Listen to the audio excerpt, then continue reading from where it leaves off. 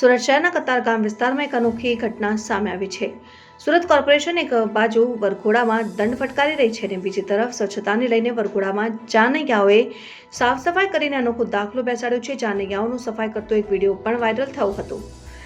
જાન્યુઆરી 2024માં સ્વચ્છતા સર્વેક્ષણ 2023ના ક્લીનલીનેસ સર્વે 2023ના પરિણામો જાહેર કરવામાં આવ્યા હતા, જેમાં નંબર 1 રેન્ક સુરત શહેરને આપવામાં આવ્યો છે।